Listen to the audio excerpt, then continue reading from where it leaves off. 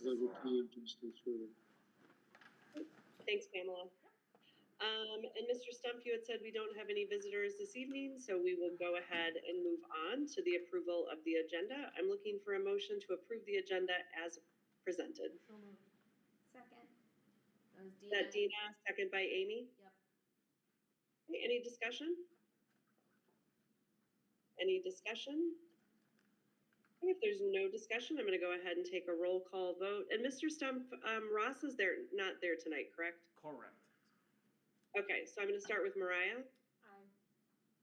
Kurt. Aye. Dina. Aye.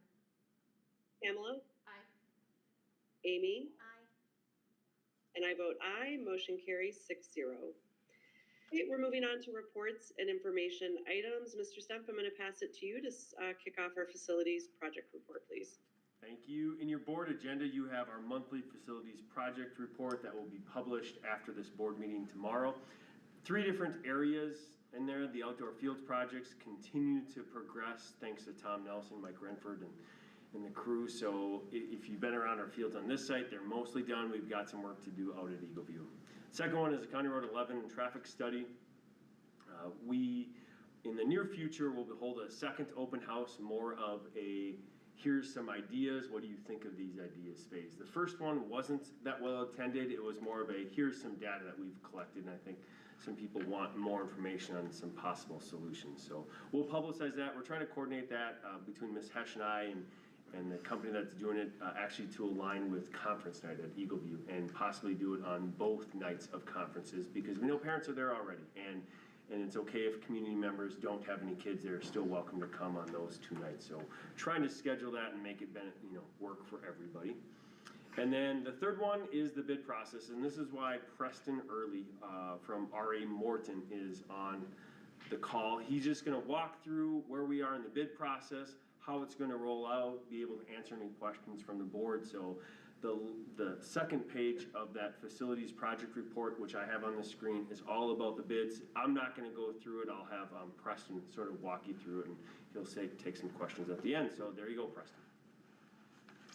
Well, thanks, Kurt, and glad to be with everybody this evening.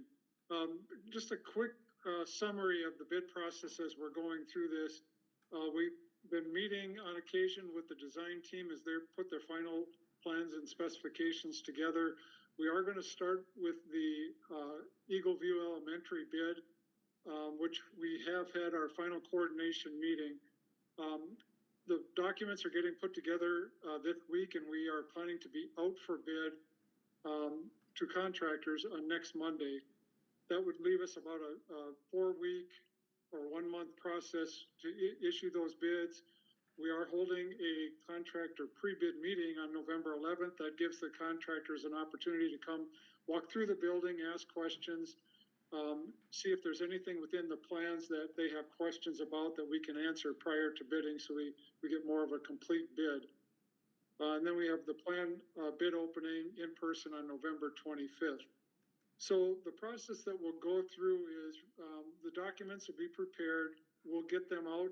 We do a mass emailing to our contractor base. And when I say our base, it would be a combination of ours and Contiguity Group's combined list that we will communicate that out with the bid documents at that time. We also do put them out on the exchanges. So what an exchange is, it's a place where contractors can go if they belong to that exchange service and get the documents from there. But the documents will be available on our websites. We will get plans to anybody that needs to gather that information while they're putting their documents together. So those different exchanges will be the regional exchanges, much like St. Cloud or Brainerd Lakes area. We do offer it up into more of a regional effort, whether that would be the Fargo-Moorhead area or the metro area, as some of those suppliers do come from a little bit farther away. But we definitely want to reach and contact all of the local contractors, because that's important in this process to get the local contractor base interested. We actually have already started getting questions from contractors' interest. I know the district has also gotten some questions on how to bid, so we'll get all of that information out to those contractors. So that's Eagle View in that timing for a November 25th bid opening. We'll kind of have the same process for the high school, middle school editions, where those documents will be issued for bid the end of this month, October 30th. And then with a contractor walkthrough pre-bid meeting on the November 13th date, with a bid opening on December 4th. And again, both of these bid openings will be at the school district in person, so that we'll collect the bids either through the district office and or if they mail them in ahead of time, we'll collect them all for that date. Bid openings are typically at a 2 p.m. It's an open meeting, so anybody, including board members, are more than welcome to attend. That's a quick overview of the two different projects and the timings. Any specific questions you'd like to ask? Actually, Chair, before we get to questions, can I add two more things? Yeah. Sure. So as a follow-up to that, in between us getting the bids and the actual board meeting for approval, which we added a second one, remember we have December 15th. That's when, I think, Preston, you can speak more to this, that's when we're thinking most of Eagle View will be on there, maybe some high school, middle school stuff, but we added December 22nd on there in case we're not ready and we need some of that investigation time in between. So Preston, if you want to speak to that, but then the other thing I would say is that we added a steering committee meeting in between the bids being due for both projects and that December 15th meeting, because we do have some projects that are bid by alternative, I'm missing the word, but yeah, the alternate bids, Yeah. meaning that we are going to get separate pricing for certain categories, and I can walk you through those quickly. But for things that we wanted to get the pricing for, but not necessarily things that are within the bond referendum scope. So as an example, for the elementary school, we have 6 alternates. Alternate 1 is for adding an elevator to the process. Alternate 2 is the parking lot to the northwest, which would be a mill and overlay. Alternate 3 is for roller shades for the building, the new addition. Alternate number 4 is acoustical treatments in the cafeteria, so some additional acoustical treatments in that area. Alternate 5 is for sound enhancement speakers. And then alternate 6 is we are base bidding the roofing as a Garland built up roof system, because that is the district standard. But we wanted to offer another alternate for built up roofing, so that it isn't necessarily only a single source spec, that we can get some competitive bid process along the way for built up roofing. The district still has the opportunity to choose what they feel is in their best interest, but we will gather information on whether there are some cost differences in that. Going back to what Kurt was explaining is that we would be providing to you, after we've opened the bids, an audited version of all the bid results. And then we will, from that audit, we will have interviews with each of the parent load contractors to confirm their bids and their timings. And then from that, we will prepare a bid recommendation to you. So that all be prepared to you as a school board for review at that meeting in December. We would like to meet with the facilities committee to review these alternates, just to see how we're looking in total budget, what they might prioritize, and then from that potentially offer to the full board a recommendation on those alternates as well. We feel very confident that the bid results and recommendations will be solid for Eagle View at that December timing. The high school, middle school, it'll give us a real good start. If we're not finished by that time, we'll give you a good summary of where we think the recommendation will be, and potentially approve some of the contracts as long lead items, but we may not have all of those interviews conducted by that time. And if you mind if I don't jump in, some of those, like the mill and overlay of the parking lot, was not meant to be, it's an alternative because it's for sure happening. It's just that with the scope and sequence of the County Road 11 study and seeing where that fits in, it's unsure if we are gonna accept that or if we'll just push that out for another year, if there's gonna be some major changes with traffic flow at that site. So that's for sure happening. The acoustical, just a quick explanation there.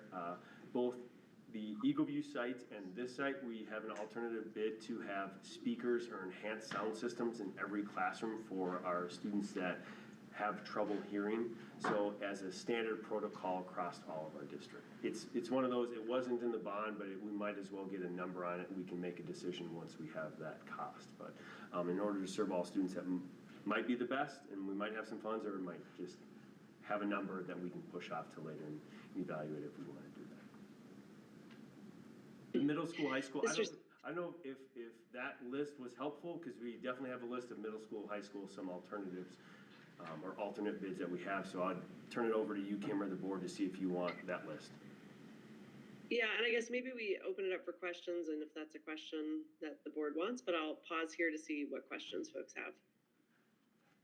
Mr. Stump, real quick, can you remind me when the steering meeting is?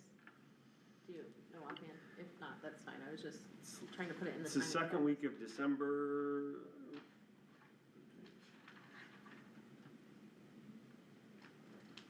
Okay, yep, the 10th. Do you have it? Yep, when you got me in the right place, so Great, yeah, yep. the 10th. So that'll be right before the board. Yep. Okay, thank you. Okay. Other questions from the board? I would love to hear the list of the alternates for the high school, if you don't mind running through those real quick. If you had them.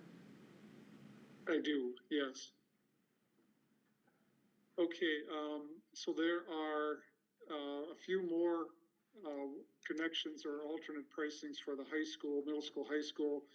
Some of them are consistent with what the alternates at the elementary school, like alternates number 1 and 2, both deal with sound enhancement speakers. 1 is for the gymnasium and 2 is for the classrooms. Alternates 3 and 4 and 5 are different areas of the building that we would get an alternate for installing terrazzo flooring as opposed to the base products that are being specified. So alternate 3 is the high school areas. Alternate 4 is the art room. And then alternate 5 is the athletic commons. Alternate 6 was a greenhouse. Some of these might be modified a little bit as we have gone through this.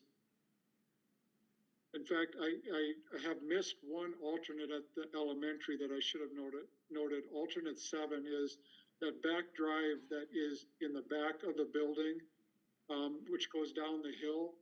We felt that if that was a tarred surface or an asphalt surface, that would hold up better over time as opposed to a gravel drive that could wash out. So I apologize for missing that one. Alternate 7 was kind of listed as a to be determined. So I need to verify that with the architectural group. Something to do with connections for the activity bus. And some of these aren't completed yet, so I don't have maybe all the details, but from the listing standpoint. And then alternate number 8 was looking at potentially doing some track modifications. Is that track? Kurt, maybe, Like I'm sorry, I was going to say track. Yeah, track. Perfect, thank you. Any other questions from the board?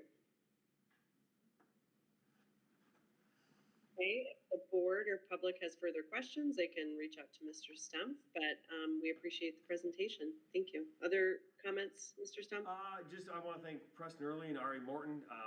Like he said, they've been in more meetings consistently and just had a 6.5-hour meeting on Friday with them and ATS and Ari down in the cities, just trying to ensure we're getting all of the specs right for the document. So I want to thank Preston. I guess the next time the board will see you fully in this capacity is at this December 15th board meeting, even though we'll be in contact and you'll be at the steering committee, but thank you. Great. Thanks, Preston. Thanks, everyone. All right, we are moving on to our next presentation tonight, which is our continuous improvement plan, goals and data presentation. And Mr. Stump, I don't know who's beginning tonight, but I don't know if you want to kind of tee them up.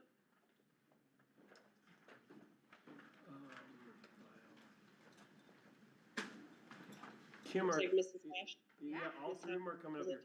Kim, is it better, do I need to share, or are you just gonna follow online, or what would you like? I think I've got my packet. I don't know if there's board members or public that would like to see. I've got my document, but you might want to pull it up Yep, and share. I'll present it here, so you can do your own thing online. Okay. All right, good evening, everyone. It's fun to come back and show you some new data points for this year after doing it from last fall to this fall. So this year we did a different approach to setting a building goal. So we built the building goal by meeting with each grade level, having them look at their overall data, and realistically talking about what are we going to do and who can we move, if that's intention. So after we took all those numbers, identifying all the pieces, because we want all students to show growth, but it measures it differently in FastBridge than it did in STAR, we identified the percentages based off of that. So it's not just an arbitrary number, it's really tied to specifics. So, and today we spent a good chunk of our morning looking at data analysis and supporting students. So both of our goals are going to read very similar, because it's the same percentage for math and literacy, ironically. That was not intended, it's just the way it averaged out. But our goal is to start with, we want to maintain all students who are currently considered on track or low risk where they're at, not let them slide. So maintain, but then also 6% of the building add to that. We also want growth on all levels, but that's kind of where we have targeted our growth. Last year we did a 10% goal. Some grades made that, some did not. It was that part. So this year we wanted to be a little bit more intentional and dive into the data to set that particular goal. So that was kind of the process of how we developed the goal. Any questions on those parts? So a little bit different. So as you look at our data this year, this is a different chart than you've seen before. So if it looks different, it is, and it can be a little tricky to read because it is small. But you are seeing the 4 different tests for Eagle View because kindergarten and first grade, remember, are one-to-one tests done over the course of the year, and they are slightly different at each grade level. So those are the early math and early reading. The left side of both of those is the current data, 2025, and then you can see last fall's data to kind of do a comparison. And then A math and A reading would be similar to what we used to do in STAR. It's the computerized test that is done in 2nd, 3rd, and 4th grades. So that's why you see our data is going to look different than the other building because we have the difference for kindergarten and first grade because those are one-to-one assessments. So if you look at that, and this is a printout from what's called Proliftic, it is a data warehouse. So it's the easiest way to show you that piece. What we want to see is more green and blue, if that makes sense. We want that to grow and we want to eliminate the red, or we want the red to go away, a yellow to grow, if that makes sense. So that's where we're targeting our growth goal, is to move into the green and the blue, which are the low risk and on track students, if that makes sense. So that is kind of where it leads. All the numbers are down at the bottom in that capacity if you want to delve into the specific numbers, but averaging out for the building at this point, because it's the 2 tests which are very different, math is currently sitting around 70% of the building is at that level, so we want it to grow. Reading is, one is at 60, one is closer to 70, so the average would be in that 66, and we would like that to grow up to about that 6 to that 70% range. So averaging them out, it looks different. So that is the current status of the building. In July, you asked me why our first grade data was so different last year. So what I can tell you is, after doing it this fall, our current first grade data is at 74% in reading. So it wasn't the test, it is the grade. And so significant amounts of supports and identifying needs through Eagle Time, intervention, and pieces will be moving forward with that particular grade because that grade is requiring some supports at this time. So it isn't the test, and it wasn't the timing. It may have been all of it rolled into one. They did come in higher this fall, at closer to that 45, 46% as a grade level, but that's still considerably lower than the other grades in the building, which were closer to that upper 60s and 70%. So in answer to your question, when I checked with Northern Division principals through MESPA, They were seeing similar trends with first grade data being slightly off, maybe not quite as much as ours, but they were seeing the same based on the curriculum that's taught and more focused on in first grade. So just wanted to kind of connect some dots from July, now that we have some data points to show you. So you can go ahead. We have all sorts of fun, busy changes for you this year. So I'm gonna give you a whole bunch of acronyms, so Kurt, feel free to ask questions on any one of them and I will try to answer them. So for math, for all students who were identified under what we would call a 40% threshold, or 30% threshold, we held a 3-week intensive intervention at the start of this school year instead of summer school, because that allowed us to catch all students who would need intervention rather than those who could attend or chose to attend summer school. So we did that for math and we did that for literacy and serviced around 170 students. I'm looking at Mindy because she's over there. Somewhere in that ballpark through both programs. So we did that to start, and then we did the assessing. And I would tell you, we do see some benefits from that. It's hard to know if it was all from that, but it's also something to take into account. Our curriculum uses math expression. We have a classroom intervention. You're going to see 2 different ones. One is called ST Math. The other is iReady, which is used in grades 3 and 4. You will see those also at the middle school used in different grades. And the sheer purpose is what seems more appropriate for what it shows at those levels. And then our interventionists are using FastBridge and iReady data and those interventions for those specifics in those grade levels. We are running 6-week interventions, very tied to that component, and we're running them per the way FastBridge wants it to be run, based on its recommendations. So there's some changes in the scheduling, a little bit of the grouping, but right now we are servicing several more students, and the goal is to have less, obviously, when we move forward to the December testing, and we are progress monitoring every 2 weeks to kind of collect data. And then special education obviously uses a different curriculum as well. So that's kind of thinking of tier 1, tier 2, tier 3, and that's based on frequency, duration, and amount of intensive intervention. And then we are also sending teachers to a math network, and we are also going to be working on math standards because they are new moving forward. So those are some pieces of a puzzle as we move into math supports at Eagle View. Questions? Madam Chair, I don't, Yes. I don't know where to look. Can you tell me what the interventions would look like? Because ST Math and iReady, those are both online, like self-driven, right? Yeah. So is it like, okay, you guys need more help, so get on the computer and do it? Or is there like a teacher instruction? Both.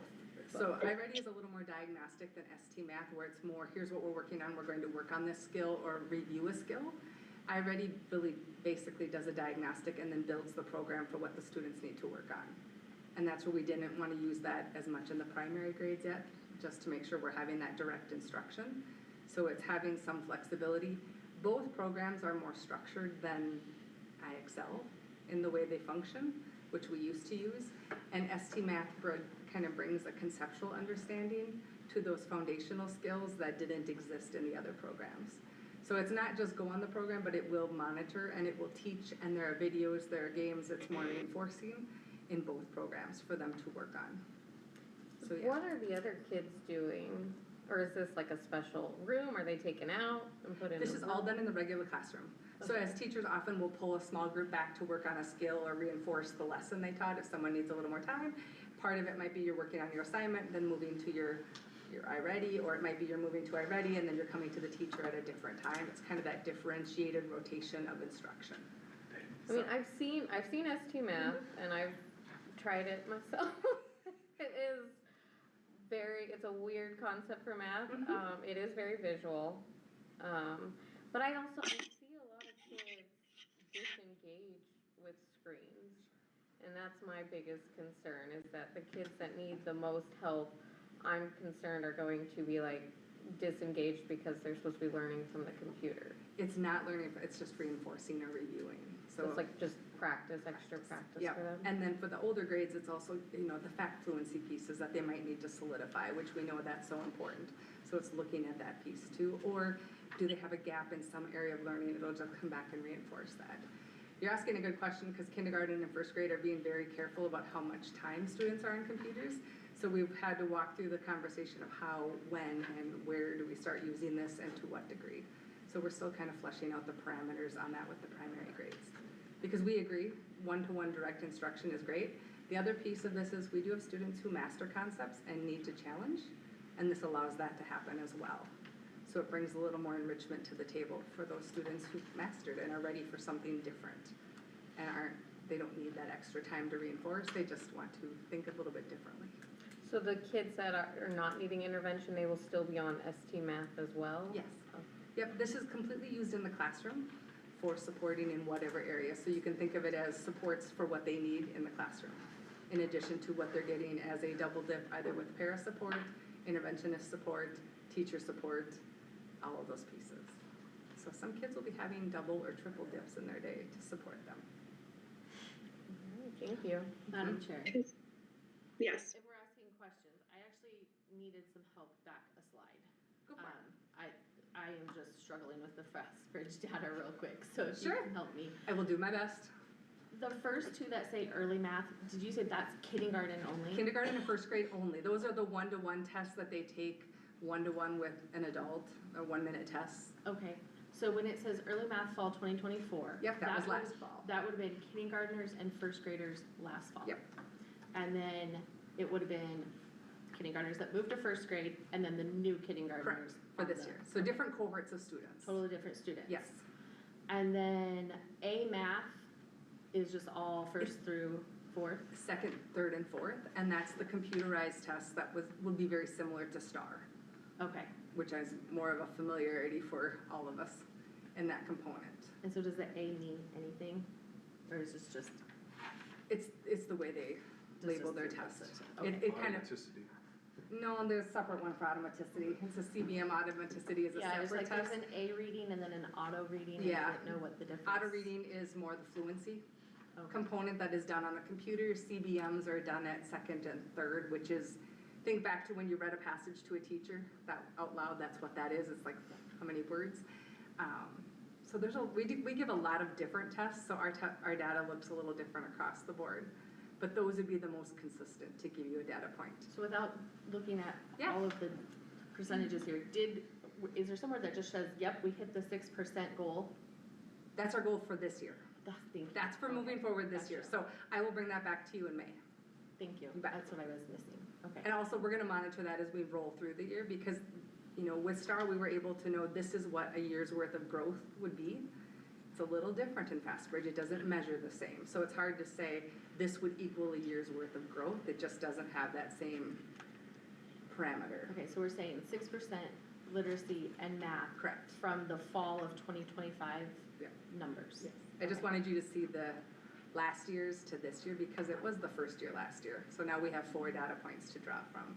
The other piece I would want you to know, we did nonsense words tests with kindergarten, first, second, and third this year, and that was only required by the state last year in winter and spring. We chose to do it starting this year because it shows kind of those blends, and I would tell you that was probably the hot topic today in the data dives, was looking at those components of being able to blend and segment words, and vowels seem to be a space that we're going to be spending some time with, so. And I'll have a question this might be something you guys all wanna answer together at the end or individually, but I'm very curious how this is comparing to a student's MCA and what you're seeing, because from I'm seeing some really drastic differences, and as a parent might be like, what's going on? So, if you wanna address those individually. Well, or- and the timing of that, obviously, as a middle school parent, all of our middle school parents received both a spring MCA result from the state of Minnesota, and then also a FastBridge update on their child's progress thus far. So it's fresh on middle school parent minds as well. I wish it was more strongly correlated based on our sample size from last year. As we get more assimilated to FastBridge as a resource and put I'm gonna be sharing much of the same kind of feedback in terms of our action plan. We're hoping that we're seeing a stronger correlation of success, but right now it's, I'm not gonna take away the rest of my presentation, I guess. There really isn't a strong correlation between this and MCAs. You can, some districts have studied it to try to find that, but there really isn't. The percentage in FAST doesn't indicate your MCA score. So if you were, like you had, let's say like the middle schoolers, I don't know that Eagle View parents have, but if they received their MCA scores that their child did, and then they received their FAST bridge, and if they're very different, what would be your words to the parents to help them understand, like, your student's fine, your student needs help, which one do I go off of? It would really depend on what it's showing, but this is showing foundational skills to be a fluent reader or a fluent mathematician, which you would hope would translate to an MCA. So is it what was tested? Is it the vocabulary? Some of FastBridge is timed, MCAs are not timed. So it's also that component of MCAs we do over 3 or 4 days. FastBridge does have a timing element to the test. So we do have to take that into consideration. That can be stressful too. There are students who have test anxiety, unfortunately, so that could be a point of conversation, but it could be looking back, is there something specific that showed up in their FastBridge that did impact their test? But the standards aren't related into the FastBridge data. So For individual learners, for our individual students, are these being correlated by their homeroom teacher, their classroom teacher, and then like helping to assess that intervention then? This? FastBridge and the MCAs, are they both being assessed or just FastBridge? We only have the 1 grade for MCAs, so it only helps us with 4th grade. Okay. So we do look at the data, but Okay, Mike will take be that. more like Okay. Mike's, that part. Yeah. But we do look at it to say, what is it showing us? Is it telling us a story? Are the students who are successful here still successful there? Or was it something off? So we always do look at that, but it's just the 1 grade. Okay. So, Yeah, I was just really quick, Ms. Hesh, I was gonna also say, Pamela, I think another thing is MCAs are taken once a year, where a lot of these other tests are taken multiple times. So I think that's where they're almost apples and oranges, but they're both produce type thing. Like, they're so different for families because of the way we administer them, and families get data for them. To answer your original question about just the various data sets, also looking at your child's Schoology page to reference where they're at in their academic standing within the grade and percentage performance and things of that nature, all factor into a portrait of what a learner is gonna present. We've been through conversations for as long as all of us have been in the room through education about maybe not testing well or some of those environments. We have a lot of data on students today that we never had previously, and it's instantaneous data as well. one of the reports that isn't up here, but if you really wanted to see what it looked like, actually identifies what intervention students need based on what the testing shows. So it breaks it down for us to specifically, this is where they need to start. And that, along with what a teacher is seeing, any other data points, that allows us to do that too, for both math and reading. And that's from any student who takes FastBridge. That data is available for their teacher or for admin or Yep, whatever. and so that is something that's what we're using for intervention, but it's also what classroom teachers can access as well, because that will tell us more about what do they need to learn. So that's one that doesn't read as well up here, but it is individually there for access. Thank you, guys. Madam Chair, Yes, Amy?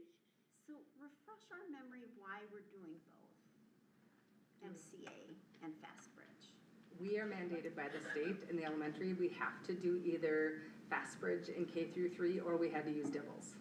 So it made more sense, rather than keeping STAR for math and then having FastBridge for reading, having multiple, having one data point for that component of it. And most schools that I've talked to, that's what they switch to.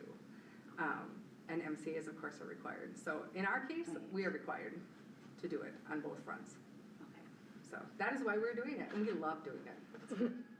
All those good things. Literacy is going to look very similar. We ran 3-week intensive intervention again, same thing this fall. First grade told me they felt that it made a huge difference for their students, which is always intriguing to see, is there correlation? Did that change that data point that we saw, or was it truly the cohort of students? We are doing UFLI fidelity checks in K through 2.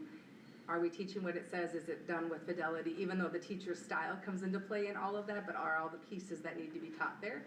Grades 3 and 4 will be doing advanced word study, which is basically UFLI for 3rd and 4th grade. It's a condensed unit to hone in on some of those phonemic and phonemic awareness skills, just to solidify them. And then you can see the same tier 1, tier 2 supports that were laid out similar to math, except this time it's literacy. We have Wonders. We are using Lexia in K1 and 2. So Lexia is it's an intervention program for students working on foundational skills. So again, looking at what they need, building that program forward. And then we're using iReady in 3rd and 4th. And then you'll see FastBridge and UFly used as the tier 2, tier 3 across the board. So there are a lot of moving parts, and again, the goal is to get double dips for students. They have time with the teacher, they have that extra support in the classroom, whether it's with a para or intervention if they need that component. You are going to see more things sent home. And what was interesting is teachers identified today very specific things they felt that families could really help that wouldn't be too invasive on time, but would benefit, like sight word practice or some of those things that would go home. So I would just let most of our grade levels know that there will be some things coming home very targeted after today to really work on those components. All right, any other questions for Eagle View? Is that Kurt? Yes, ma'am. Lexia, don't recognize that. Is that a new one? It is not. It's actually what our staff was trained in. Really? For their training for the state. It's the program that bases right from what they learned. Okay, and then those minutes that are reported under that program, that's a requirement by the state, I presume? Nope, that is up to us. But it's time for them to practice whatever skills they need to work on. So Okay. wherever they're at, and again, still that enrichment part too. So Got it. for those who've mastered it, it takes them further. Thank you. You bet. Kurt, to your point though, I don't wanna lose this thought either. And there is a component of some of the funding sources for our staffing called ADSYS, Okay. which are tied to that, which is tied to a frequency of doing this. And so are the work with ADSYS grants? students. The ADSYS grants, is Yes. that what? Got it. Yeah. Thank you. Which allows us to retain staffing in specific areas so that we can target an audience of students, deploy specific intervention, whether it's literacy, math, behavior, Got it. attendance. It's good. That's Yeah. kind of a rapid response. Mm-hmm. Okay. Perfect. Thank you. Any other questions for Eagle View? All right, thanks, Ms. Hesh. You're welcome. I always appreciate going after Melissa, very articulate, and she's vetted through quite a few of the details. We are going to be deploying much of the same. I wanna focus on how our plan is different. First of all, middle school reminder, 5, 6, 7, 8 has a reading MCA and a math MCA in each of the 4 grade levels. We have a science MCA in 5 and a science MCA in 8. So in our system, our teachers can look at MCA data for their content area. They can look at FastBridge data for their content area. And we actually just came off a PD day where groups were doing that. Our science group digested their science MCA results from the state for the first time just today. So we are living in a dialogue that is unique to middle school, where we are focusing on reading, math, and science. Our goals are reflective in MCA performance. They are not in FastBridge performance, but you'll see a visual of our fall to fall comparison between fall 24 and fall 25 FastBridge progress in reading and math. You'll see that in a little bit. Carrie Marin spent time looking at the percentage points in our last board meeting. We've got work to do. Our goal is around 5% growth in cohorts. So when I say a cohort, the class of 2032. Performed in a certain way last year, we hope that they grow by 5 percentage points this year. That is a lofty goal.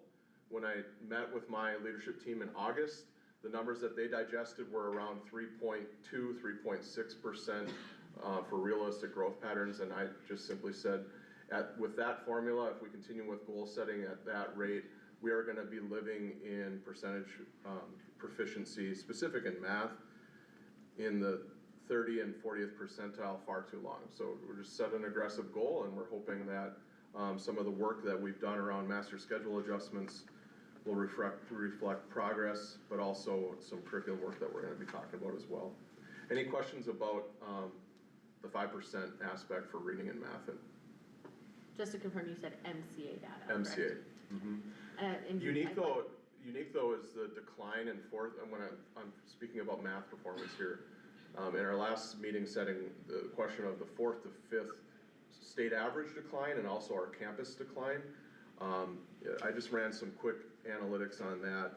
You know, going from a proficiency rate of 73.6% of our fourth graders were proficient on the fourth grade MCA. Data will likely reflect a decline if it continues. The 5-year average at our campus for fifth grade achievement, so this is post-pandemic to current day, is a 34.52%, which is below state average, not a threshold that we're accepting. So, you know, how we choose to apply a 5% growth factor to fifth grade data is kind of up in the air, but we would be gunning for about 40% proficient using 5-year averages for our grade 5 group. Again, staring at a classroom or a grade level and saying 40% of you are proficient is not acceptable. We need to be better. Action plan for math. You can see here that, You want math first? yeah, sorry. I believe so. Nope, I went reading first. Let's go reading. 5th and 6th grade, really what you're seeing there is 3 major changes. We're continuing the block literacy environment where reading and writing are occurring in a block with a teacher. Some kids have multiple teachers, but 2 50-minute segments. We are using the same reading intervention software that's going on at the classroom level, and then also our interventionists are utilizing software there as well. We are using the FastBridge progress monitoring tool, but arguably what I'm most excited about is the shift to complete comprehensive co-taught ELA across the entire campus, 5, 6, and 7, 8. So again, that is a special education teacher partnering with a core ELA teacher and delivering together. And Mariah, to your question earlier about what happens logistically when you do those partnerships, are kids on screens exclusively being taught by screens? No, but in theory, what this creates is a setting where we can pull off small group environments led by 2 teachers, and then during that, so if we take a 50-minute class period, shave off a 5-minute bell ringer, a 5-minute wrap up, we've got about 40 minutes to play with. We might have 10, 15 minutes of small group work where we're working with the core teacher, small group work where we're working with the intervention, like a co-teacher, and then also we might spend 10 minutes on a screen doing some progress monitoring. Back to that ADSYS conversation, it gives us almost instantaneous feedback about where kids are at. It gives us guiding directions on where we should go with those kids. So that's going on in 5th and 6th grade. 7th and 8th grade does not have the same luxury of a block environment. A reminder that in 7th and 8th grade, we expanded classroom minutes for all disciplines. So Phy-Ed has 8 more minutes, language arts has 8 more minutes, and so does every other content area except for practical arts classes. So just because of shared staff, we didn't have the same degree of versatility there. They are also using they are also doing co-taught support, and they are also doing some pull-out support in 7th and 8th grade, where, much like Melissa mentioned earlier, there's U-Fly support, helping those students with reading intervention specific to their needs. Any questions regarding the reading action plan? Madam Chair? Madam Yes. Chair? Hello? She said yes. Okay, you know, we have to answer to the general public, and this is obviously a hot button issue, our proficiencies in this school district, along with everybody else. Just so I understand correctly, is it the standards that are causing the deficiency? I mean, Mike, if you said this, 40% are at a proficiency level that, meaning, if I took this piece of paper and I gave it to somebody in their 5th grade, would they not be able to read this? Do you know what I'm trying to get at? The 5th grader reading it, so let's be clear. Our reading performance in our district is superior to our math performance in our district. Fair enough. Yep. Our math conversations are more like, according to the state, again, this is a metric, it's an assessment delivered by the state. averaged out, it's 3 days, 2 days in the spring, and each middle schooler participates in it. Right. The families can opt out, but not many of our Pequot families opt out. Right. So I'm just our trying to get- numbers, okay. our numbers on reading proficiency are currently 68.5, 63.9, 55.9, 57.7. So if I can, from a practical standpoint, I'm understanding, we're not bad. Is that fair? Is that a fair statement? In reading, we're above Yes. state average. Thank you, but I'm just wondering, trying to get a sense of just how well these kids can read at 5th, 6th, and 7th, and 8th. I gotta believe they're pretty damn good. That's where I go back to my reading instructors and go back to that conversation about check your kids' grades, Okay. check your progress monitoring, assessment tools that we use, and then also check your kids' MCA scores, and together, all those pieces of the puzzle put together a learning profile for a kid. Okay. So again, I'm taking away, I get bumped into somebody in the grocery store, hey, how we doing? I think we're doing pretty good. Right? Can I jump in and answer a part of a question? Maybe I shouldn't, but I'm going to. Kurt, thanks for your question. I think it's a fair one to ask. My response to your question, though, is you give a piece of paper to a kid and is 40% of our students going to pass it or not, I think is a challenge to answer even of itself. Because the MCA test is measuring curriculum and has its own set of terminology and vocabulary used. So instead of, hey, here's a basic math problem, that's much different than what our students see on an MCA assessment, which is much different than what they see on a FastBridge assessment. Hence, the correlation isn't there. You know, on an MCA assessment, they might be solving a problem, but might have a paragraph worth of information with different terminology that is specific to an MCA standard question. So to say, if they fail that, does that mean that they can't do math? I wouldn't make that jump No, at that's all. exactly where I'm at, and Mr. O'Neill. I I'm would not say trying to that for catch that anybody. problem, with that terminology and how they're asking it, maybe they can't put all those 3 different components together because it's multi-step. Well, sometimes I would argue it's the way we test it, it's the results of those Agreed. tests So represented back. so to the that's how I would public answer your and question. spun for their benefit, absolutely. Can I jump on the back of that? Yeah, I was gonna answer this for Pamela, you'd asked the question a while ago. The best explanation I got when I talked with the math team is the MCA measures how well our students perform on the state standards. It doesn't measure math abilities. So the unique part about the high school math test is the nature of and style of the questions that are being asked and what kids are being asked to do with the math skills. So what my teachers had shared was our kids know how to do math. What we're trying to learn how to do a better job is teach them how to take the MCA test. It's teaching to the test. Got it. And our curriculum hasn't been aligned to that. We've had other focuses with our math curriculum. And so now we're looking this year to reevaluate our curriculums with the focus of how do we teach kids to perform better on the standards assessment.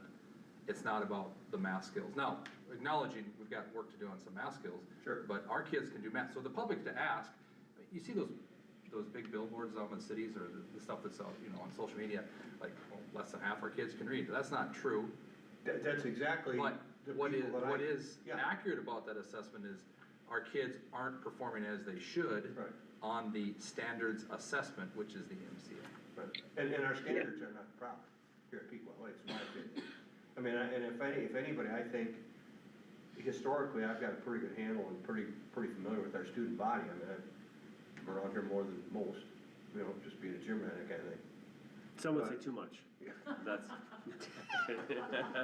I had, sorry, Yeah, board there you chair. go. Good. You got it, Evelyn. So anyway, thank you. I think I'm coming away with the right. I wanna be clear though, I'm sitting here generating no excuses. Well, I'm not suggesting that, Mike, not at all, Mr. O'Neill. No Not excuses. even at least. We need to be better. Right.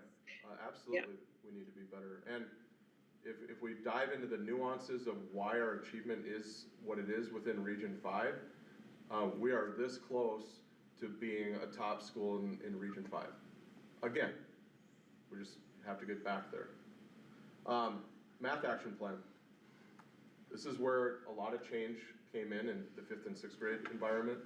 So this is where a reminder that social studies, access to social studies in grades 5 and 6 is essentially cut in half from a day allotment. That expands a new math opportunity, and when I say, wrong word, new math means a lot of things to the general public. A new opportunity to engage in additional math access. So when you do 169 student contact days on an A day, B day schedule, we're talking about approximately 70 additional math classes. They are doing math intervention software. You can see the list there, ST Math and iReady being those two opportunities for kids.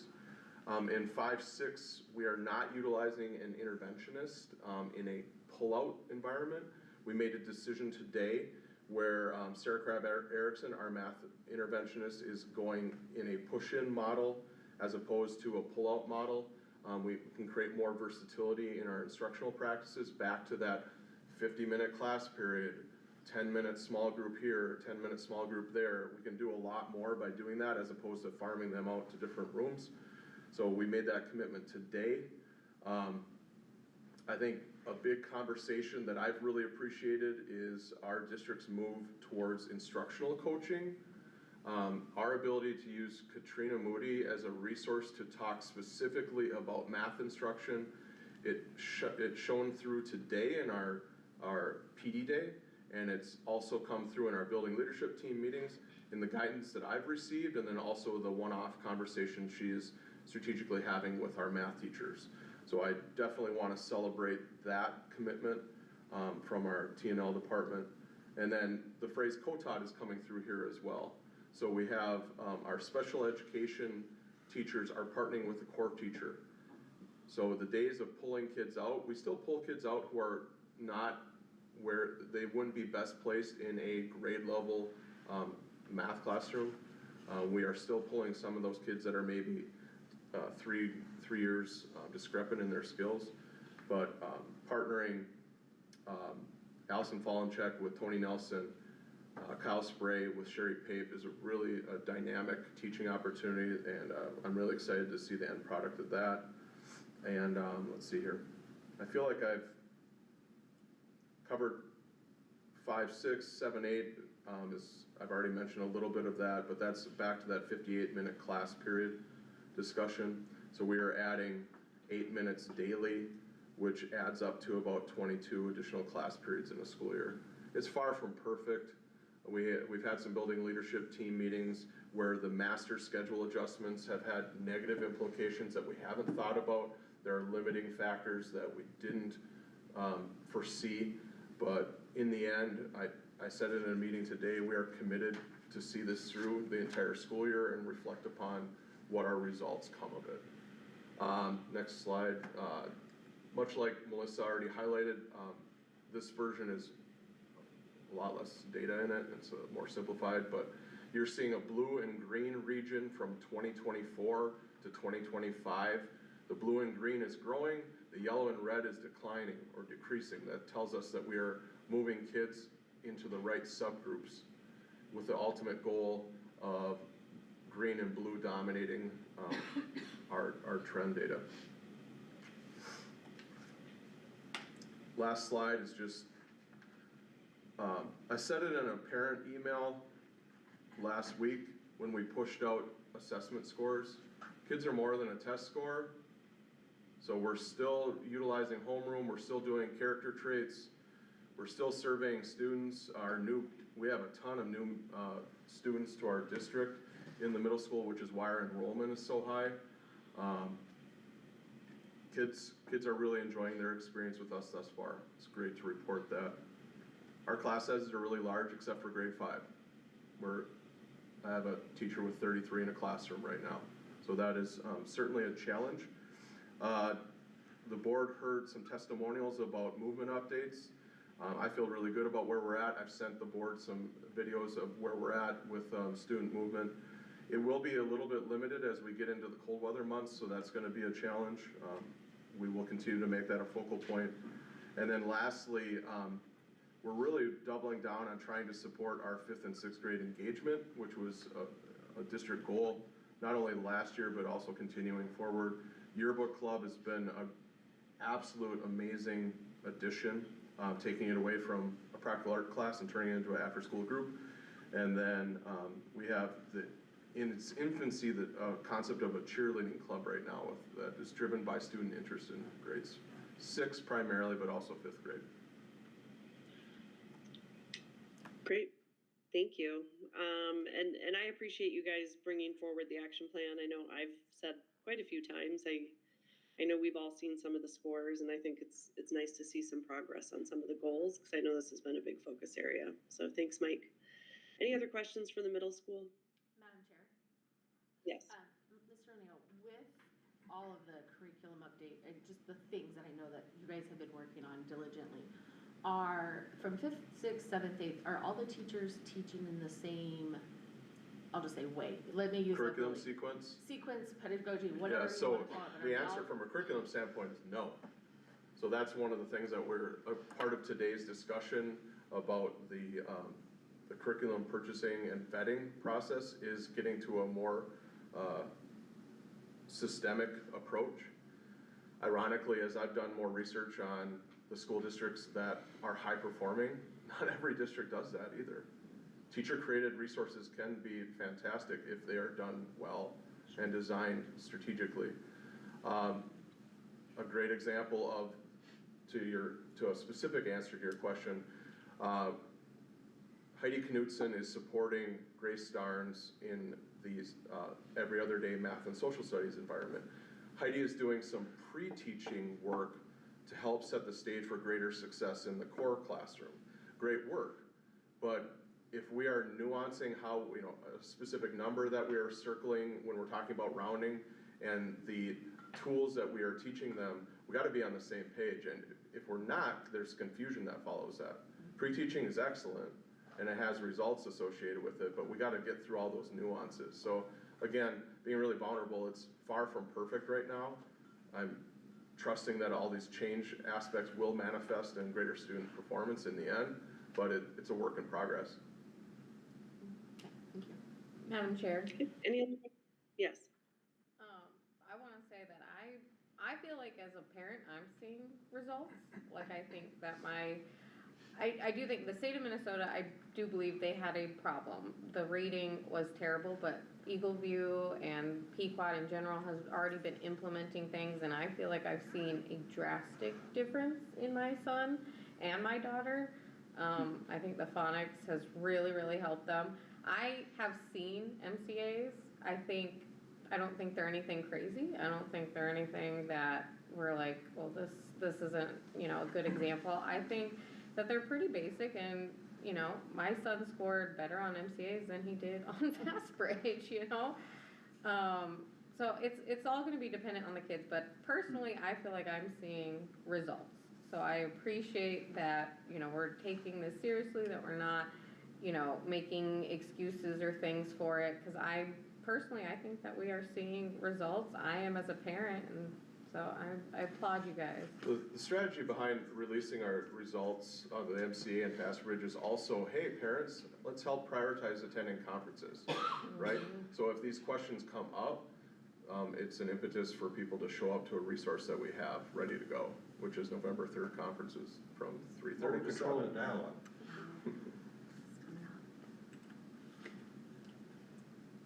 Okay, any other questions? All right, thanks, Mike. All right, Aaron. All right, perfect. High school, we have 3 goals, and then I wanted to just highlight, October 6th board meeting question came up about graduation rate. I think it's worth commenting on that every year. So the graduation rate is a complex calculation of cohort groups. So students at your school, whether it's 1 year, 2 years, 3 years, or 4 years, and then how did those students complete their graduation and receive a diploma in the end. And every year we get to find out where data misalignment has happened that we're unaware of. And we find that out when they publish graduation rate and they send the information to Kurt, and he comes to us and like, well, that student was a junior, they never graduated, but they're listed as a non-graduate. Or we have students that continue their educational experience beyond high school. So students in special ed programs or specific kinds of programs of that nature have the right to continue their education up through age 21 or 22. And so those students will count against us for non-graduation. And then, last year, our graduation rate was impacted by a first time for us. We do, summer school credit recovery, we've done that for a number of years. And we have had, during the years of COVID, the students who were in high school during those years, had the opportunity to wrap up. They could walk at graduation and they could wrap up if they had any remaining unearned credit. They could wrap that up in June and still be considered an on-time graduate. That falls under legal definition of on-time graduation. But last year, we worked with Freshwater District and they claimed those seniors. And because they claimed those seniors for reimbursement from the state, they counted as non-graduates against us. So there's some nuance to the graduation rate. I do think we do a really good job of working to ensure students are graduating on time. Students that come to us credit deficient, we work to try to catch them up. But those are a couple of factors that come into play with graduation rate. You can go to the next slide. Is there any questions? Oh, sure. You're moving on from that one, I but can I know answer that's been the graduation. topic. Great question. Madam Chair, Yes. I don't know so much of a question, but maybe we've broached this before, but can we just have here's how many of our seniors actually graduated this year? Is that, I don't care what MDE says, I just wanna know, we had 150 seniors and 149 seniors have graduated. I mean, Yeah, usually I put that in my graduation speech, and then we do the report card where we include information about student performance, but I can clarify that for the board at any time, for sure. I think, you know, like I said, we'll have kids somewhere in their senior year where it looks like I'm not gonna make it and I decide to drop out. Like, those are things that we can certainly calculate very quickly to give you a good perspective of number of students that complete requirements. and on you have that beautiful report card Yeah. that you do, and it always has the graduation rate. Is that something that has to be reported that way for MDE, or is on that report card, could we start reporting it for what we actually? It's a local report card, so we can add anything to it, take stuff off. We've modified that, the metrics on there in accordance with new programming or better data sources. So we've changed that report card. Perhaps something to think about for the future. Absolutely. Thank you. Madam Chair? Yes. Okay. So. Sorry, I just had to push on mute. No, you're fine. So, we're using freshwater for credit recovery, or is that just one thing last year? Are we doing that because we don't have the staff? Are we losing money then as well? 'Cause they're So, claiming yeah, them? so, for an ALC and credit recovery, there are statutory requirements as to what qualifies. We had previously been partnered with Pine River. We left Pine River and we joined Freshwater to be able to provide those services. Then they are an authorized entity to be able to claim reimbursement to the district for students who receive those services. So it's essentially a funding mechanism to provide that service. We can do it internally and not claim additional dollars, but because those have additional costs associated with it, if we work through Freshwater with that, we get to recoup those dollars for those students. Okay, and last year was our first year with freshwater? Last year, I think we've done it 2 years. Last summer, in the summer of 2024, was the first time that we had claimed those seniors in a summer school program through Freshwater. And I was unaware that that was gonna impact our graduation rate through MDE. Now that I'm aware, we're gonna handle those situations differently. Gotcha. Are we having good results with them? Are those kids in credit recovery, successful? Do they follow through and finish? It's a necessary evil. Students don't enjoy it. We have success. We have great success. I wouldn't say that we have, especially at the start of the year. So we're running a credit recovery program right now. We had 14 students scheduled. I think we ended up with 4 students that showed up. So there's a lack of enthusiasm until the end, if that makes sense. Yep. And which is why we had high success with the summer school following graduation, because it was that last grab. Because the COVID classes have passed through that were in high schools, that option is no longer available. So if you want to walk at graduation, you have to be fully accredited. So you have to have earned all your credits by graduation time. Thank you. Yeah. Madam Chair, can I make one comment too? Yep. Yes. I do have to credit, of course, we have outstanding teachers in all of our buildings. And when that decision is made, we could go on, Aaron and I probably could do a 20-minute presentation on the credit. pulling out not only saved this district money from how the agreement was, but it also was in the best interest of our students to have them stay here and get taught by our teachers. And so Aaron and his staff have revamped some during the school day activities and after the school day and summer activities. So I gotta give him staff credit because it does align with some of these other goal areas that we are serving our population of students here as opposed to sending them off to somewhere else. That's all. Okay, I didn't expect that to take that long. I hope the next ones will go a little quicker for you. So the math goal, I turned this over to our math team. Just for clarification purposes, what you heard from Eagle View, let's go back to middle school. Every grade is assessed by an MCA test, okay? I won't speak, I can't remember, is it also third grade through? Third, yeah. Third and fourth. So like Eagle View, we only have 2 grades that are assessed at the high school. So all of the whole high school's math score is assessed at 11th grade, and it's a 3-year cumulative assessment. So for grades 9, 10, and 11, a student is assessed at the end of their 11th grade year. We have students who can't remember their Chromebook chargers, but they're supposed to remember what happened in 9th grade algebra. So no excuses, but you can understand some of the fallacy of how that assessment may work. And then in 10th grade, all students, the whole high school is assessed based on the single test in 10th grade.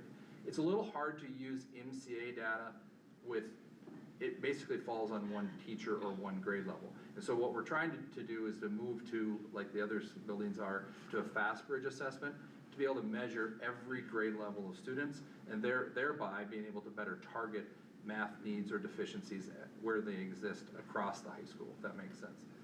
So the goal that the math team had put together with some considerable work looking at fast bridge data, so we tested last spring and then we tested again this fall. So you saw a whole series of graphs on the slides for middle level and elementary. We don't have that for high school because we only have this fall data to compare to. But we have a starting point. The goal is to increase the percentage of students in grades 9 through 11 who are on track in math by 4%. So essentially, if you skip ahead a couple of slides, you'll see a bar, or here, what's one slide?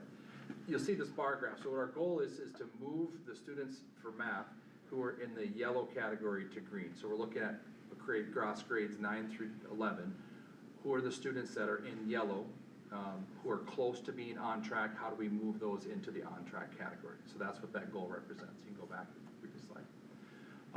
While also maintaining and further improving the progress of students who are already on track to ensure continued growth across all performance levels. So it's not to forget about students who are at the very bottom end or the students that are at the top end looking for enrichment, but that's our targeted band of growth, is to move that group of students.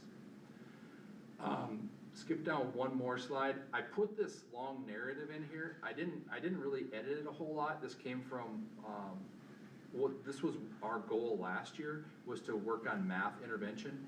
And I felt like it was good just to hear directly from the teacher who conducted that intervention to the success of our students.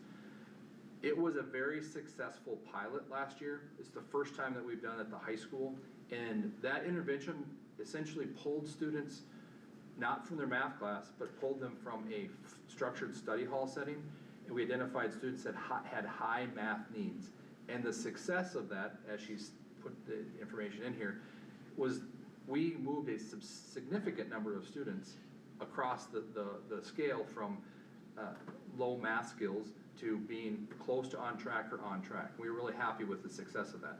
What's even more promising is that we saw some sustainability of that as kids took their test this fall. So that's what that last paragraph is stating. The math team has identified, when I was talking earlier to Pamela's question as it would relate to the high school, one of the things that we've identified is our kids can do math pretty well, and we can figure out where there's math needs and be able to target those specifically. The thing that we're struggling is student resilience when it comes to taking the MCA math test. What that means is they know how to do the math, they can do the math, will they be resilient enough to persist through the MCA test? Now again, these are juniors. Again, no excuses. We do have a number of students that we know are very good at math and have very low MCAs, and they're done in a very short period of time. So one of the efforts that we're trying to do is, can we help kids persist through this type of assessment? You see that persistence when it comes to things like the ACT.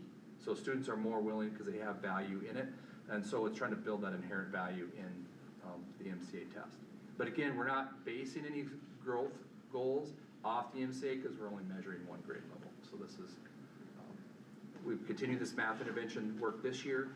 We have 2 hours a day where students are pulled. They're assessed in 9th grade. We're primarily focused just on 9th grade at this time. I don't have the capacity to grow this intervention program larger at this point in time. I can take questions on the math before I go to reading. Madam Chair, I'm Yes. just gonna ask, I'm glad you brought up the ACT, because that is a test that most juniors or seniors are taking, right? I was trying to find your report card. Yeah. I recall that there is something about the ACT scores put on there, thank you. Yeah. But again, is that maybe in this report, in our numbers, in our goals, would it make more sense to look at the math section of ACT and what are our students doing there? That's a discussion we've had internally as well. One of the issues with the ACT test is we only have a 60% participation rate. So 60% of our juniors take the ACT. To be fair, some of the areas of focus need are with students who may not be taking the ACT test. And again, that's just a single grade. The value of going to that fast bridge assessment is it allows us to assess needs across all 3 grade levels, grades 9, 10, and 11, which is a little bit more reflective of a broader body of work than just a single test at the 11th grade year.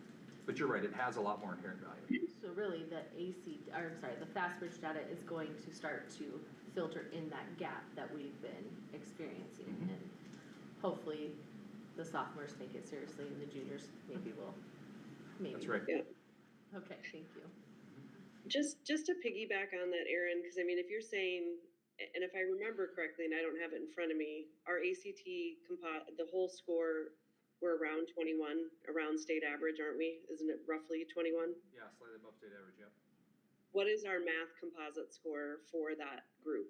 Because I don't think we saw that. Yeah, and I don't think I could pull that right off the top of my head, but that is a focus area, is to target improvements on that math goal in particular. But I don't have Right. the ACT number off the top of my head. But that is, Because go ahead. yeah, I was just gonna say, I think where I challenge, and I mean, you know, Kurt, I appreciate your questions, and it seems like we're doing okay, but I feel like we should be doing better than average in general, right? Like, I think what concerns me is 60% that take that ACT, we would hope that would be our, you know what I mean? Because what you're saying is that 60%, those are the ones that might not need intervention. My question is, if our 60% is right around 21, and that composite, more than likely, it's going to be right above or below. My guess is I could guess, I'm not going to, but I mean, I think my concern is long term, I would hope, because it's a lagging piece of data. We all know that, right? Like, we all know ACT is essentially, it's one of the last scores we're probably going to get out of students. But I would hope we would see that go up with time, just if that's 60% of the students that take that. Again, I'm excited, we're focused on this. The only other thing, Erin, I was curious about, your goal that I'm reading right now on math is to increase percentage of students in grades 9 through 11 who are on track. What about everybody else? Yeah, so we're focused on the normal growth rate grades that would be age appropriate, grade 9, 10, and 11. So our goal is to see, that's what the second part of it is that we should see students achieving the normal expected growth that the Fast Bridge identifies.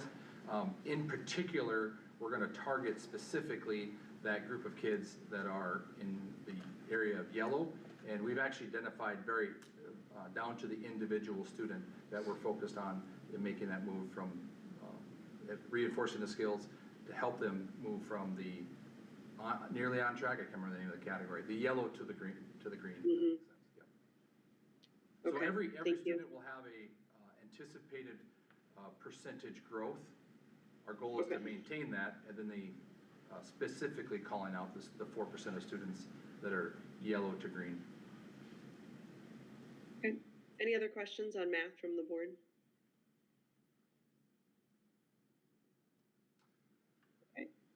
So a reading goal, again, we're not making excuses, but we have an English language arts team that's been trained in education around literature and those components. And the reading component is sort of a foreign language to us.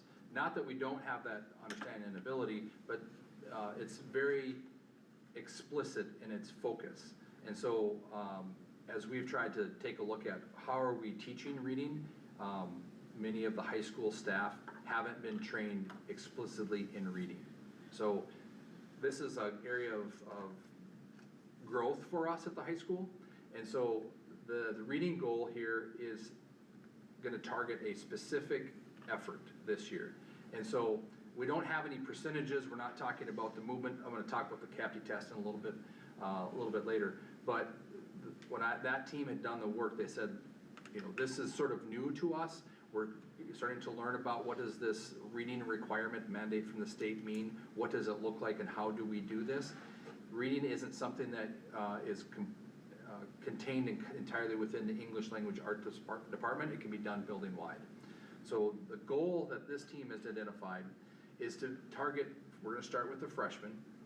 We're gonna model an intervention just like the math team had utilized. Only this intervention is gonna be kind of two components this year. So it's a pilot of an intervention effort. One of those interventions is gonna model a pull-out method, similar to what math has been doing. And then the second part of that pilot's gonna work on a push-in model. So more specific to like an MTSS, so the multi-tiered interventions of support. How do we provide reading intervention for students that have needs that aren't on grade level or on track? And what type of interventions work effectively within a whole classroom?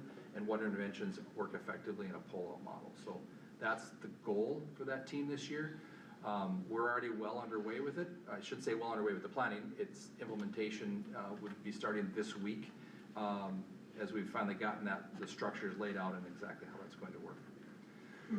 We did take the Fast Bridge assessment for all students, grades 9 through 12. I believe we took it through grade 12. And any student that is at, am I right, Carrie, 40th percentile? 39th percentile and below, in that reading Fast Bridge assessment, will have to take an additional assessment. It's called the CAPTI test. And so that's something that's new to us.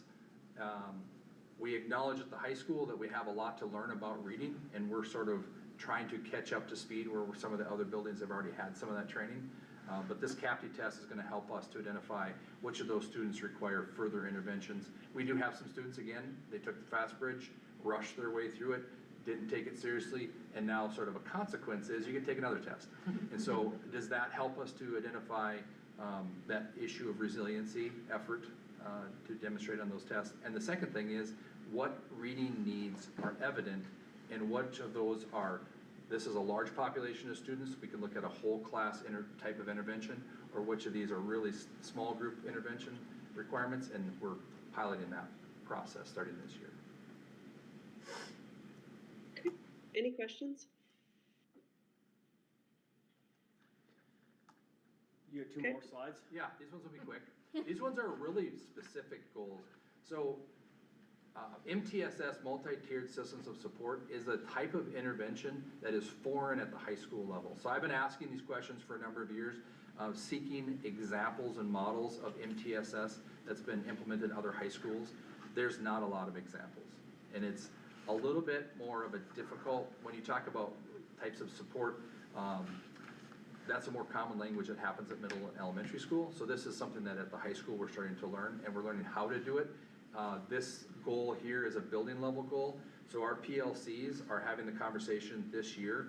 So every single department is in conversations around what does intervention look like.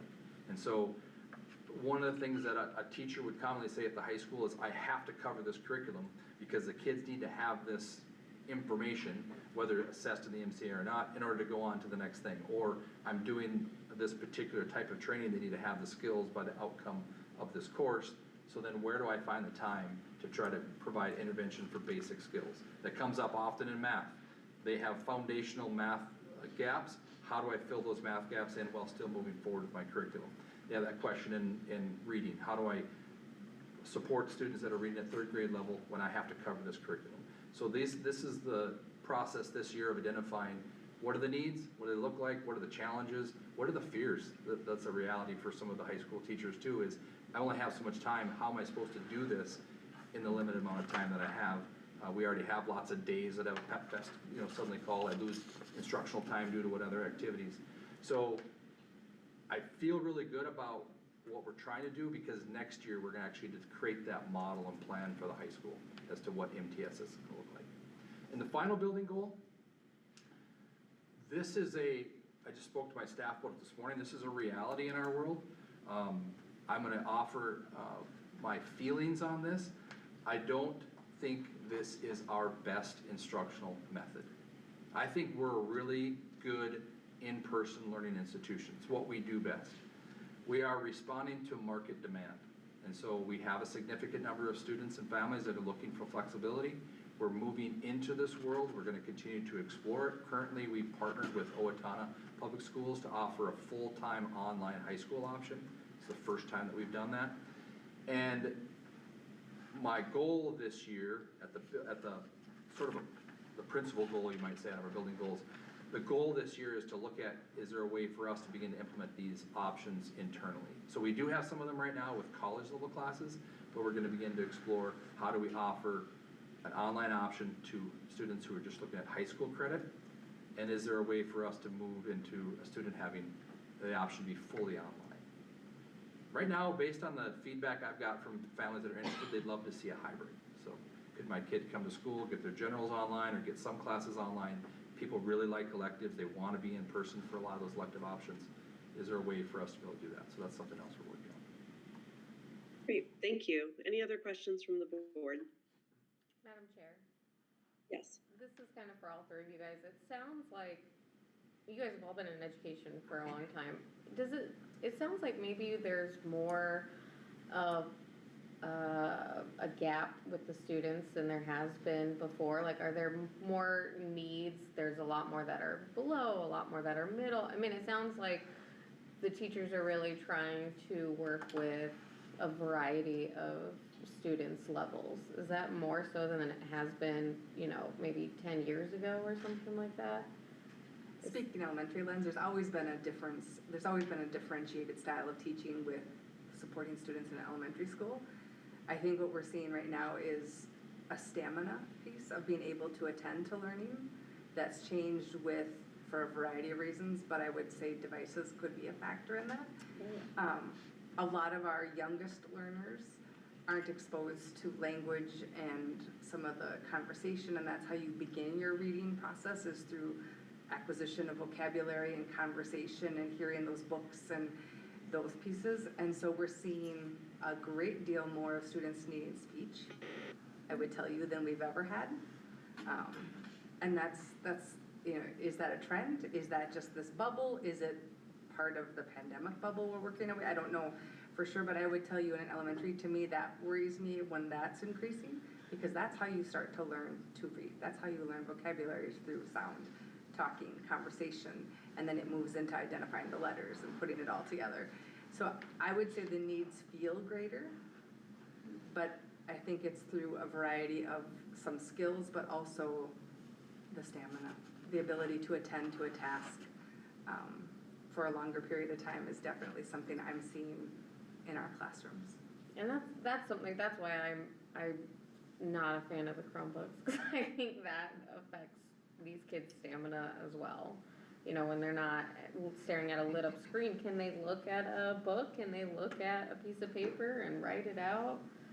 I would imagine the high school probably has the biggest gap, because you have these students that, they weren't getting phonics, so their reading is probably struggling, but they've learned to cope. They're almost done with school. They don't want to go back and learn blends.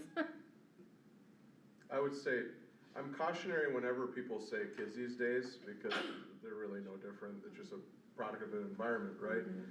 We are data rich in ways that we weren't previously. So we are more aware maybe of discrepancies that are attached to a numeric than certainly anyone in this room would have experienced. But I've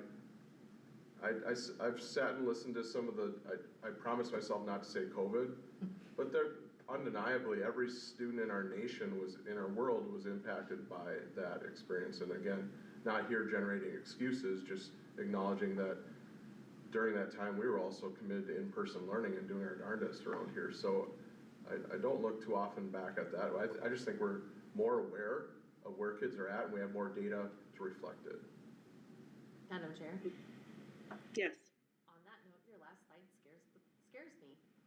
I will be 100% honest, the idea of offering an online schooling option, like a full-time online school option for 9th graders, 10th graders, that sits opposite of a lot of what I think we've tried to really work towards. And I understand that there might be markets, but I also would maybe just say that sometimes if you think they're in the business world, just because there's a market shift doesn't necessarily mean you have to go that way. It might mean that this is our core business and we stay here. We let the other services, I don't know what that looks like in the future, but Yeah. that's where my lens is at this moment. And I share the same view as you. I've been resistant to moving in this direction. We've talked about it, we've explored options with, wouldn't it be nice if we had an online class that kid kind of learn how to do it? And now there's sort of a pressure to move in this direction because we lose students to online options regularly. I'm a little bit fearful of compromising the quality of the learning experience. And so that's been my hesitancy. I use a really poor analogy this morning with my staff. I'll share it again, even though it's not good. But, yeah, it's not. It's gonna be It's better not. this time. So, it was a random thing, I was at a health club for an activity, and then they had this vending machine there, and it had healthy options in the vending machines, and then it had sugared pops, right? And I just made this sort of random comment about, why would you have sugared pops at a health club, a place for fitness and well-being? The guy says, that's how you get the vending machine. Like, it doesn't generate enough revenue just selling the healthy options. It has to have unhealthy options in order for us to be able to sustain it. And that's kind of how I've looked at it, is I have a staff, we have students. In order for me to maintain the options available to us, I have to move into that world, be able to ensure I have a healthy student population. We've talked PSEO. We've talked student college options. The world is creating more opportunities for people to get educational credits, you might say, in a way that doesn't involve necessarily coming to the local residential school. I have to be able to adapt into that space to be able to continue to offer the healthy offerings that we have. That's how I'm looking at it. Any other questions? Yeah, Madam Chair. Yes. As this part of our board meeting is called the Continuous Improvement Plan in your presentation, Kim obviously is not here to challenge me on this, but her and I have been on. I'm here, don't you worry. I don't know. I'm gonna get away with it though. 20 plus years we've been here, and we see these continuous improvement plans. I, for the life of me, have never been challenged or been approached by any parent or any community member saying, your kids aren't good enough. You're not doing well. I want to express my recognition of at least what I see, and I want to tell you guys back to hear from what I hear from the community. Very rarely have I heard anything negative about our students and the product we put out. And quite frankly, the example of that is now some of these second generations and third generations are coming back. Truck community coming back to be a part of it, coming back to be teaching here, coming back to our community. And it's an exemplary capacity. So nice work. Any other questions or comments?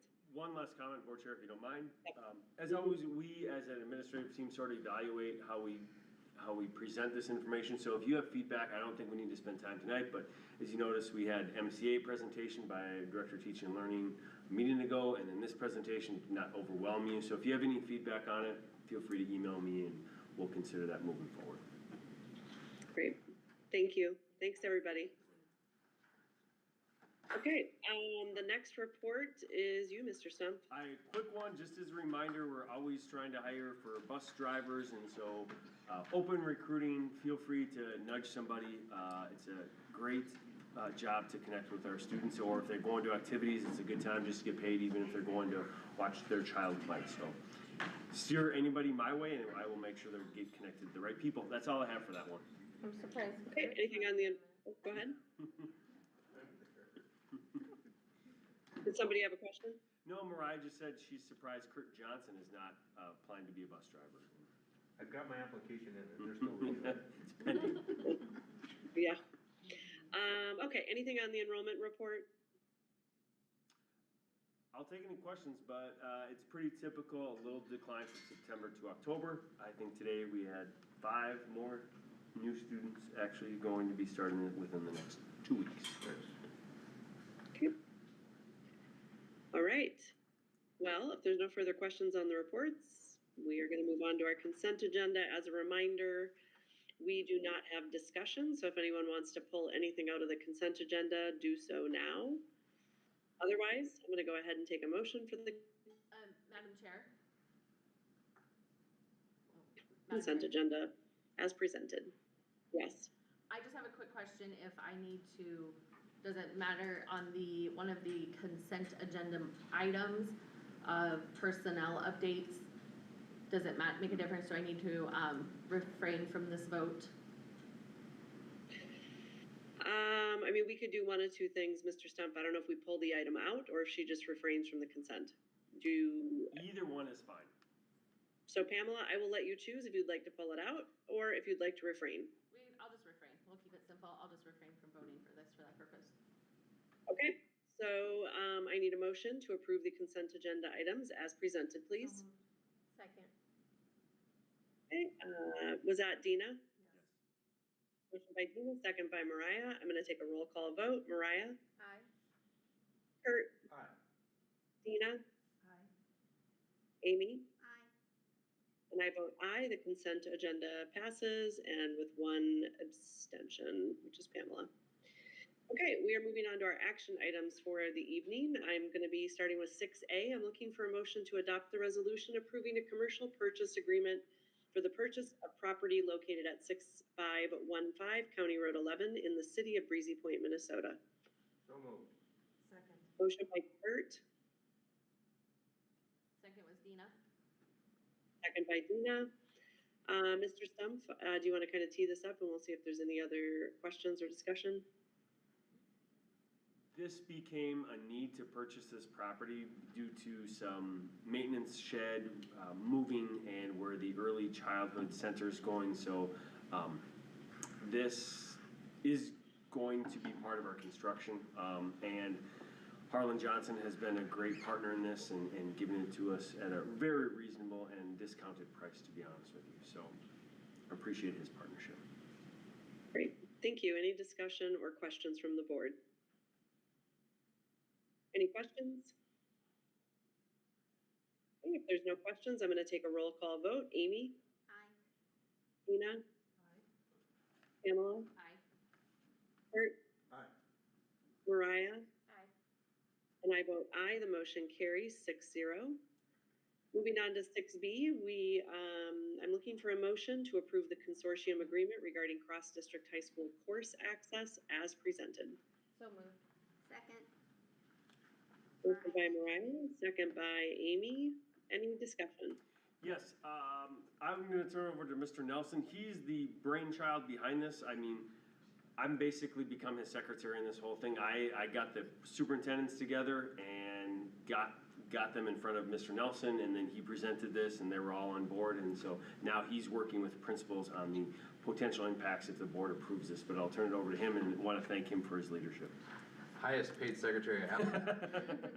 So, this consortium model, I will just remind you, last spring, we had talked a lot about PSEO and college credit options.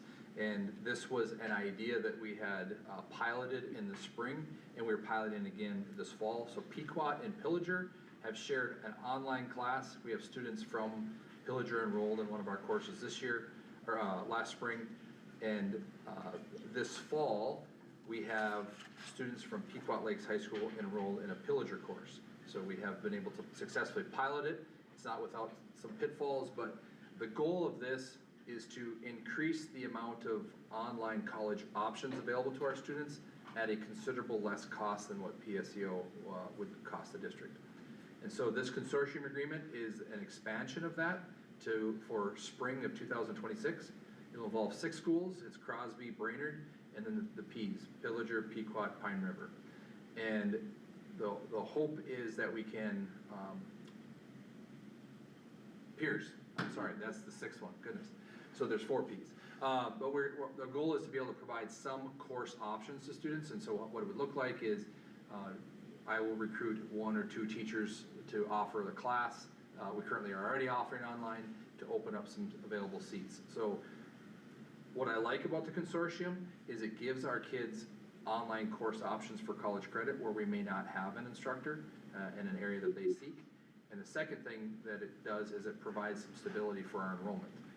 One of the challenges that some districts have had is they have a college credit offering and there's not the student enrollment to sustain it. This would be a way for us to be able to sustain that. So that's something we're gonna pilot this coming spring with the 4 Ps and then Brainerd and Crosby.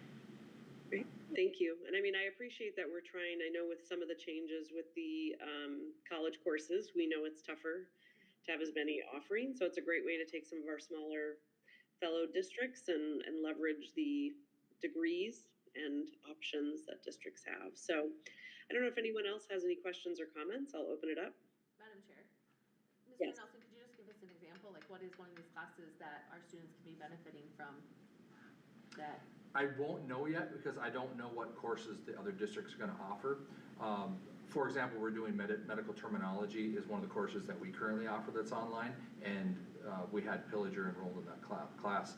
This year we have, for our students, they have access to a course called entrepreneurship and a intro to business law. 2 classes that we don't have a licensed teacher for that couldn't take from us, but now the students have that option.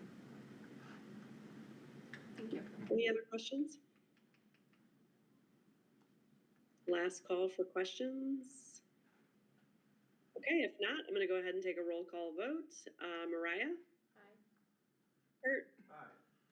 Pamela? Aye. Tina? Aye. Amy? Aye. Sorry, I did 2 ayes, sorry. I thought she said Amy twice. And I vote aye, the motion carries 6-0. Thank you. Okay, moving on to 6C, which is our school calendar. I'm looking for a motion to adopt the 26-27 school calendar as presented. So moved. Motion by Kurt, Second by Dina. second by Dina. Any discussion? Madam Chair, if you don't mind, I'll just highlight a couple things. Yep. I think I sent out a survey to our board, to our staff and to our community, and then after our committee looked at the results, I sent another survey out to all groups. So I don't feel like I need to go through this detail by detail.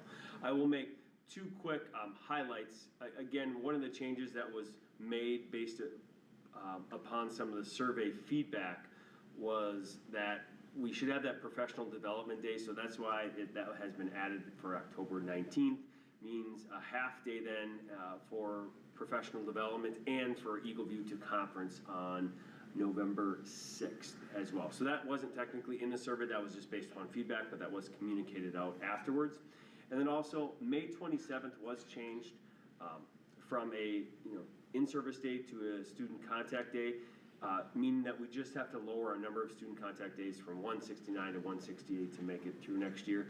We could have the option to change that next year to a non-student contact day if it helps our construction teams, but based upon what Preston Early said from R.A. Morton, picking up 1 day really isn't gonna make that much benefit, especially leading into Memorial Day weekend. So I think it's best to keep that as a student contact day for now, and we can evaluate it as a later date. But I do have to say, one of the more intriguing comments that came from our community was not the feedback, but there was multiple comments by thank you for at least giving us the opportunity to share input. So this has been shared out to all those groups.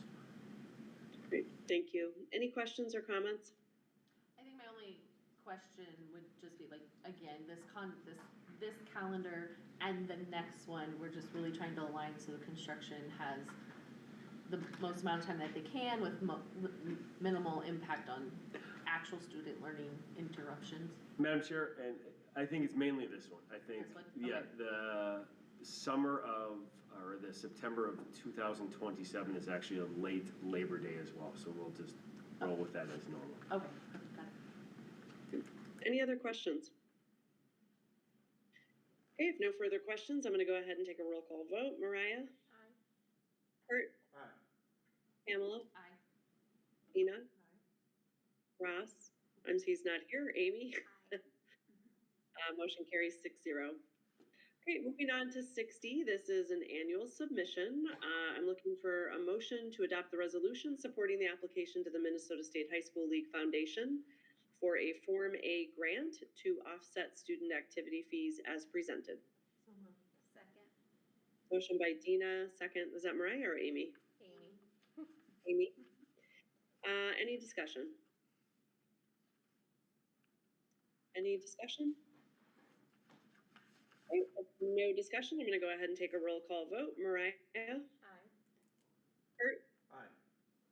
Pamela? Aye. Ina? Amy? Aye. And I vote aye. Motion carries 6-0. Great, we're moving on to 6E. We've got a first reading of one of our policies. As a reminder, we do 3 readings, so there's no action. This first policy is policy 220, student school board representatives. The second policy is 6F, which are first reading of policy 410, family and medical leave policy. Both of these are first readings. If people have feedback for Mr. Stump, please get those to him. Mr. Stump, anything you would like to add at this time? I know we had some discussion at our work session earlier this month, but there have been no changes to these since the work session. Okay. Like I said, if there are further questions, definitely get to Mr. Stump. We'll see these on the agenda 2 more times before they're approved. All right, we're moving on to 6G. We need a resolution accepting donations and grants. I'm looking for a motion to accept, or excuse me, adopt the resolution accepting donations and grants as presented. So moved. Amy? Second. Motion by Amy, second by Dina. I'm gonna go ahead and just read off our donations. This is the district accounts: Ideal Community Service Organization, $1,000 for the 8th grade U of M trip; Pequot Lake School PTA, $500 for the 8th grade U of M trip; Ideal Community Service Organization, $5,000 for the 6th grade Long Lake Conservation trip; the Gridiron Club, $12,942.72 for football helmets and pads; Ward and Beverly Anderson, $4,500 for a shooting machine for the basketball program; Kyle and Heidi Knutson, $4,500 for a shooting machine for the basketball program; Heartland Volleyball Club, 6 Spalding Legacy basketballs for the basketball program; and Lakes Area United Way Stuff the Bus, $575 for school PBIS programs. That is a total for our district accounts of $29,017.72. We also have some donations for our student activity funds. Nisswa Lions Club, $2,000 for the robotics team; Ideal Community Service Organization, $1,800 for the dance team; Patriot Activities Club is the next 2, $350 for the speech team and $450 for cross-country track and field teams; Pine River Dairy Queen, $731.80 for the dance team; Ideal Radio Controlled Aircraft Club, $400 for our speech team, totaling $5,731.80 for our student activity fund accounts. On behalf of the board, we want to thank all of our donors for the very generous donations this month. Any questions or comments? Okay, if there's no questions or discussion, I'm going to go ahead and take a roll call vote. Mariah? Aye. Kurt? Aye. Pamela? Aye. Ina? Amy? Aye. And I vote aye. Motion carries 6-0. I'm going to run through our next meeting dates and announcements. We do have Monday, November 10th. That's our one board meeting for November, 6 p.m. It's a special board meeting. In December, we do have 2 meetings, December 15th and December 22nd, both at 6 p.m. Mr. Stump, any other announcements? I'll just make quick, announcement. November 10th is our audit, so they will be here for that one. And again, December 22nd is technically a placeholder. We may not need it, but figured give it on your calendars in case that bid process takes longer. We do have those bid openings. As we said, they are public, but to ensure that we don't have a quorum, if you plan to attend there, which again is just fine for 3 of you to attend, but can you let me know if you plan to attend the bid openings, just to ensure that we don't have a quorum for those? Great, thank you. All right, I am looking for a motion to adjourn. So moved. Second. First by Kurt. Was there a second? I didn't hear that. Yeah, Dina. Dina, second. Any discussion? Okay, if no further discussion, I'll take a roll call. Mariah? Aye. Kurt? Aye. Pamela? Aye. Dina? Aye. Amy? Aye. And I vote aye. Motion, vote carries, and the meeting is adjourned at 7:40.